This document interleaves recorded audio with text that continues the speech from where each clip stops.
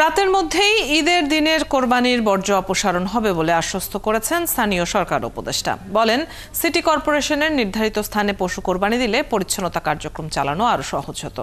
তবে বর্জ্যের কারণে নগরবাসীর ঈদ আনন্দে বিঘ্ন হবে না বলেও জানান তিনি।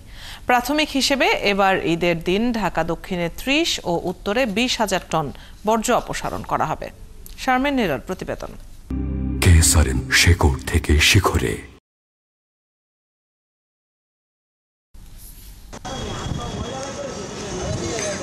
বেলা তখন 11:30। রাজধানীর কলাবাগানের কয়েকটি ভবনের কোরবানি সম্পন্ন হয়েছে। এই সময়ের মধ্যে পরিষ্কার পরিচ্ছন্নতার কাজও গুছিয়ে এনেছেন অনেকে। স্থানীয় বাসিন্দারা বলছেন, এবার দ্রুতই পরিচ্ছন্ন হয়েছে এলাকা। বর্জ্য অপসারণের পর ব্লিচিং ছেটানোর কাজও সম্পন্ন করেছে সিটি কর্পোরেশন। ঘন্টা দেড় ঘন্টা আগে আসছিল, ধর না 9টার দিকে আসছিল, এখন আর আসেনি, আসবে হয়তো। একটু আগে সিটি কর্পোরেশনের লোক আসছিল, ওরা পরিষ্কার করে গেছে, আবার আসবে বলছে।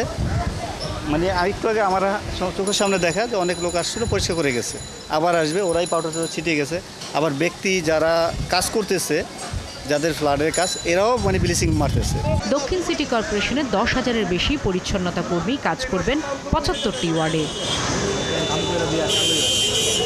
বেলা 1:30টায় কলাবাগান মাঠের পাশে বর্জ্য অপসারণ কার্যক্রমের আনুষ্ঠানিক উদ্বোধন করেন স্থানীয় সরকার মন্ত্রণালয়ের উপদেষ্টা।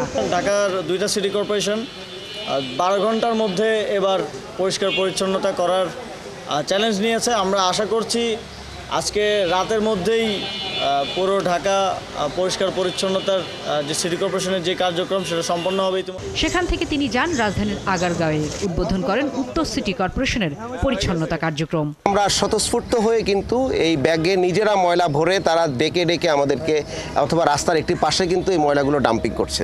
তো সেই জন্য আমরা ঢাকাবাসীকে আসলেই ধন্যবাদ জানাই। প্রশাসক যে কমিটমেন্ট দিলেন যে আজকের মধ্যেই সিংহভাগ পরিচ্ছন্নতা করা সম্ভব হবে, এবং আরও আজকের মধ্যে শতভাগই সম্ভব হতো যদি নির্ধারিত যে কোরবানির স্থান আসলে দেওয়া হয়েছিল সেটা সবাই মেনে চলতো। এবার উত্তরে 20 ও দক্ষিণ সিটি কর্পোরেশনে 30,000 টন বর্জ্য অপসারণের লক্ষ্যমাত্রা ঠিক করেছে কর্তৃপক্ষ। শারমিন নীরা, 71, ঢাকা।